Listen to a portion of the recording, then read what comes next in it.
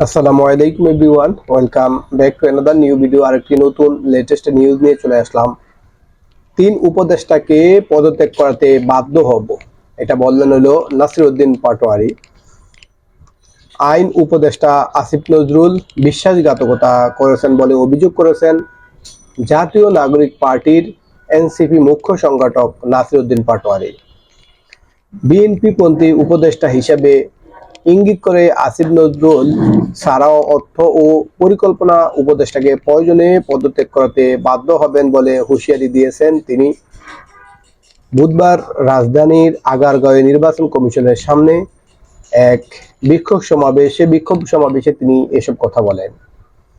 নির্বাচন কমিশন পুনর্গঠন ও স্থানীয় সরকার নির্বাচনের দাবিতে বিক্ষোভ করেন তারা।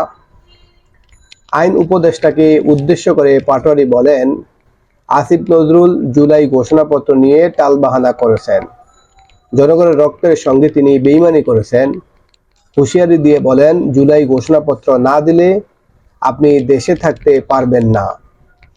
নাসিরউদ্দিন পাটোয়ারি বলেন, উপদেষ্টাদের মধ্যে যারা বিএনপির মুখপাত্র হিসাবে কাজ করেছেন তাদের পদত্যাগ করতে বাধ্য হব।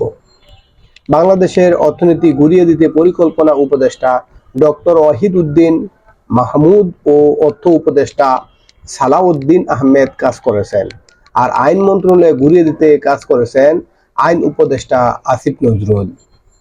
তিনি বলেন, ইসি পুনর্গঠন ছাড়া এনসিপি কোনো ভোট করতে দেবে না। ইসি বিএনপির দলীয় কার্যালয় হিসাবে কাজ করছে, রক্তের ম্যান্ডেট নিয়ে বিএনপির পক্ষে কাজ করতে পারেন না। ইসিকে আগে স্থানীয় নির্বাচন করার সিদ্ধান্ত নিতে হবে।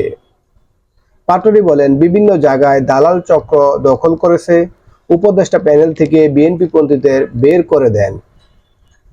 বিএনপি লাশের রাজনীতি শুরু করেছে উল্লেখ করে বলেন, আওয়ামী লীগের টাকায় তারা বড় বড় কথা বলে, তাদের টাকাতেই বিএনপি নগর ভবন বন্ধ করেছে।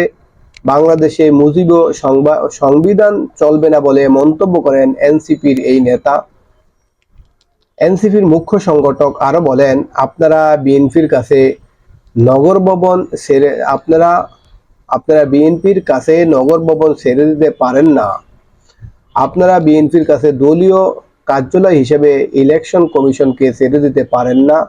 এটা জনগণের সঙ্গে সরাসরি গাদ্দারি।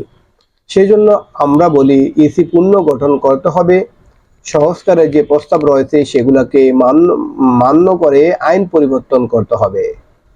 বন্ধুরা, আজকে ভিডিওটা এখানে শেষ করলাম। আমাদের চ্যানেলে আপনারা পাবেন নিত্য নতুন একদম লেটেস্ট নিউজগুলা। সেজন্য আপনারা একটু কষ্ট করে আমাদের চ্যানেলটা সাবস্ক্রাইব করে আমাদের সঙ্গে থাকবেন। আল্লাহ হাফেজ। আসসালামু আলাইকুম ওয়া রাহমাতুল্লাহ।